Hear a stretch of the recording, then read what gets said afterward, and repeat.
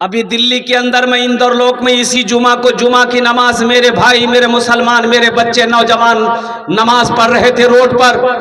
उस पुलिस वाले ने लात मारी है, घूसा से हमला किया है। तुम्हें पता नहीं है वो संविधान को भूल गया है। संविधान इजाजत देता है कि किसी के प्रे में, किसी की इबादत में, किसी के पूजा में डिस्टर्ब ना करो। सब धर्म को अपने तरीके से इबादत करने की इजाजत है, वो इबादत कर सकता।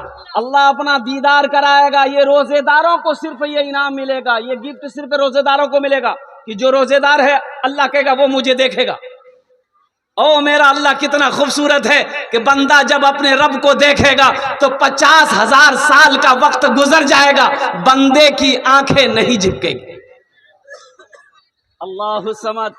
मेरा अल्लाह कितना खूबसूरत होगा, मेरा रब कितना खूबसूरत होगा कि बंदा जब देखेगा 50,000 साल का वक्त गुजर जाएगा, पलकें नहीं झपकेगी, अल्लाह को बंदा देखता रहेगा। ये मर्तबा, ये मकाम मेरे अल्लाह मेरी माँ बहनों रोजेदारों को अल्लाह देगा। इसलिए मेरी माँ बहनों पाबंदी के साथ रोजा रखबो इंशाअल्लाह। काम छूटे छोड़े दे लेकिन रोजा नहीं छोड़बो अल्हम्दुलिल्लाह। तो मेरे नौजवानों, मेरे बच्चों, इंशाअल्लाह ये रोजे के हवाले से एक पैगाम था, आप तक पहुंचाना था। इंशाअल्लाह एक बार वादा करो कि 30 रोजे रखेंगे इंशाअल्लाह। कितने लोग तैयार हैं? अल्हम्दुलिल्लाह। अल्लाह इन हाथों को उठवाना मेरा काम था, मेरे बच्चों के, नौजवानों के, मेरी माँ बहनों के, हम सब के दिलों को बदलना तेरा काम है। आमीन बोले अल्हम्दुलिल्लाह। अल्लाह हमारी जिंदगी को बदल दे, अल्लाह हमारे हालात को बदल दे, अल्लाह मेरी नीयतों को बदल दे। ये अल्लाह हमें इहदिनस सिरातल मुस्तकीम नसीब अता फरमा दे। ये अल्लाह इस पाक महीने की इज्जत और एहतराम करने की, इकराम करने की, या अल्लाह पाबंदी के साथ 30 रोजे रखने की हम सबको तौफीक और रफीक अता फरमा दे। मदरसे का जलसा है, मस्जिद अल्लाह का घर है, मदरसा रसूलुल्लाह का घर है। मस्जिद अल्लाह का घर है, मदरसा किसका घर है? रसूलुल्लाह का घर है। मेरी माँ बहनों गौर से सुनबो, तुमरा बात नहीं करबो, आपस ते बात नहीं करो।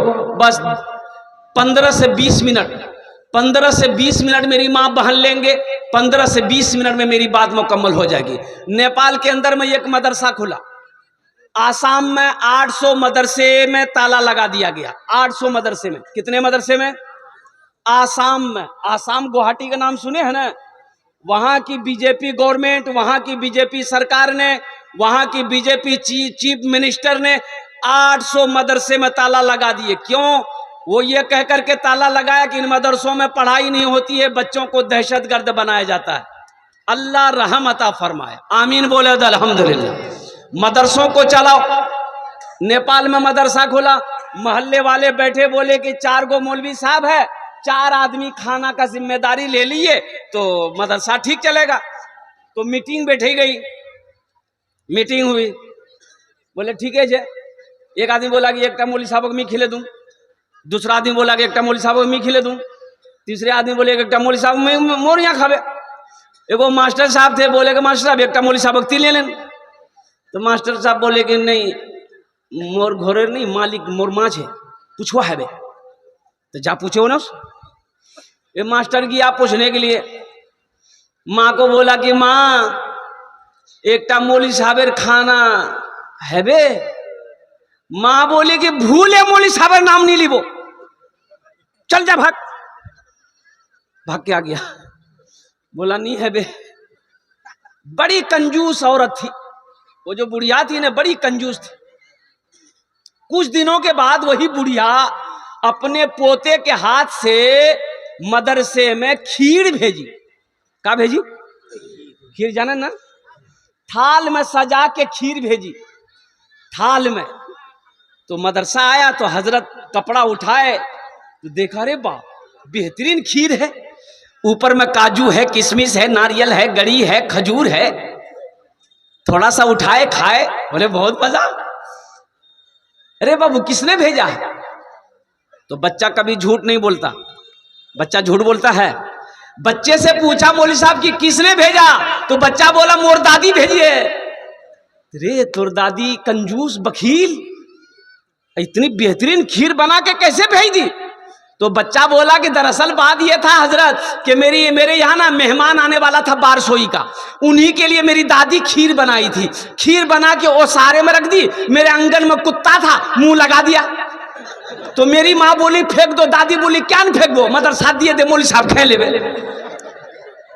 उलमाए उम्मती काम्बियाए बनी इसराइल, अल्लाह के रसूल ने इरशाद फरमाया इन उलमा को हकीर ना जानो, इन उलमा को हकीर गिरी हुई नजरों से ना देखो, कसम खुदा की ये वो है। अल्लाह के रसूल इरशाद फरमाते हैं मेरी उम्मत के उलमा बनी इसराइल के अंबिया की तरह हो।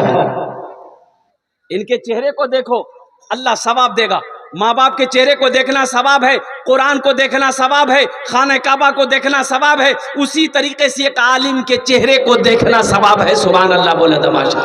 इफ्तारी के वक़्त में दुआ मांगा करें, दुआ मांगा करें। छोटे छोटे बच्चे हैं, छोटे छोटे बच्चे के साथ में अल्हम्दुलिल्लाह लेकर बैठ गए, इफ्तारी करने के लिए बैठ गए, अल्हम्दुलिल्लाह सुम्मा अल्हम्दुलिल्लाह। तो छोटे छोटे बच्चों को दुआ के लिए कहें, छोटे छोटे बच्चों को दुआ के लिए कि इफ्तारी के वक्त में आप छोटे बच्चे भी दुआ कर रहे हैं, आप भी दुआ कर रहे हैं, शायद अल्लाह इन छोटे बच्चे मासूम के तवस्सुल से हमारी दुआ को कबूल फरमा ले। तो इफ्तारी के वक्त मेरी माँ बहनों, अब मेरी माँ बहनों आप भी सुनो, ये है बाप रे बाप, ले पकौड़ा, ले कचड़ी, ले घुमनी, ले मूड़ी, अतेला काम मुन्नार बाप खा ना, यही जब बनाई हुई इफ्तारी के असर से बिचारी लोग किचन में घुसती है, बाप रे बाप, खत्म नहीं हो रहा इफ्तारी, इफ्तारी का आइटम खत्म ही नहीं हो रहा है। इतना खटती है ये हमारी माँ बहनें, ये कब इफ्तारी करती है, कब नमाज पढ़ती है, अल्लाह ही बेहतर जाने।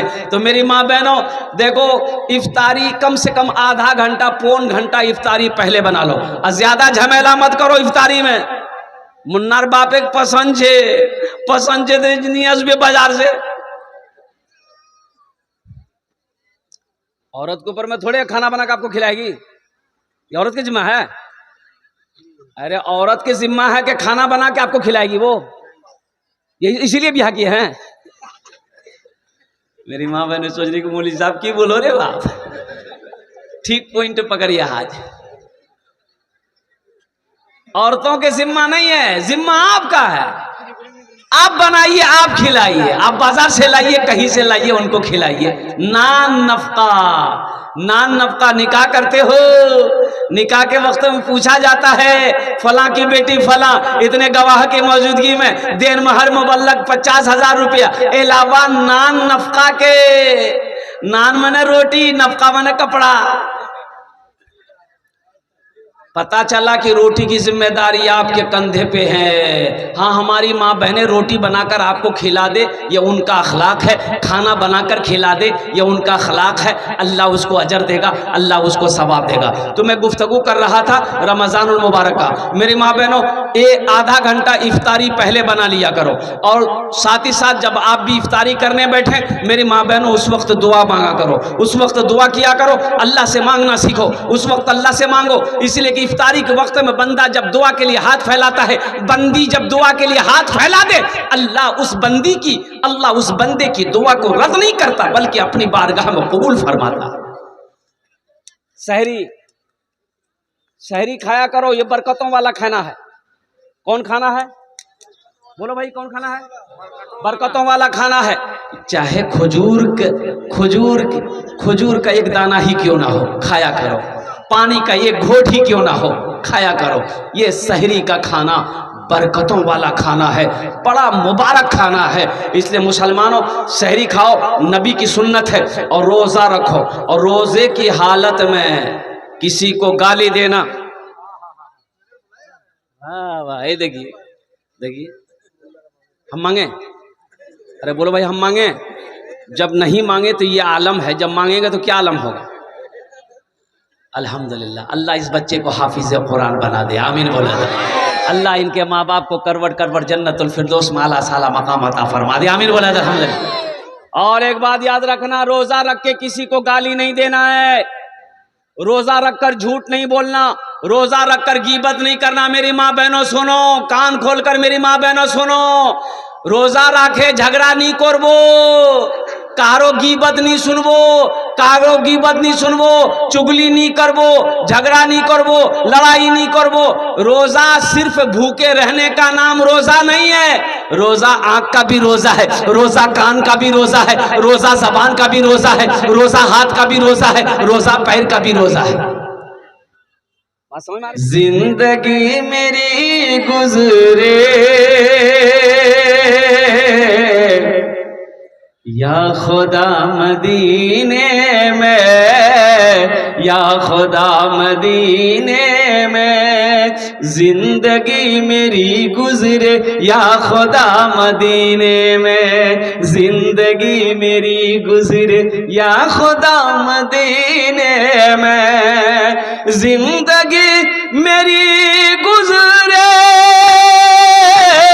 या खुदा मदीने में, या खुदा मदीने में, मौत भी मेरी लिख दे या खुदा मदीने में, मौत भी मेरी लिख दे या खुदा मदीने में, या खुदा मदीने में। हाजियों ने जाते ही ये कहा मदीने में, ये कहा मदीने में, हाजियों ने जाते ही ये कहा मदीने में, ये कहा मदीने में। क्या?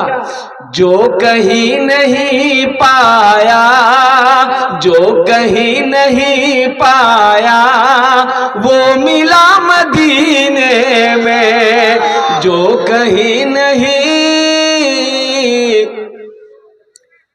पाया वो मिला मदीने में, वो मिला मदीने में। अच्छा देखिए, रोजा रखने में सबसे ज्यादा जो रोजा छोड़ता है वो हमारा नौजवान छोड़ता है।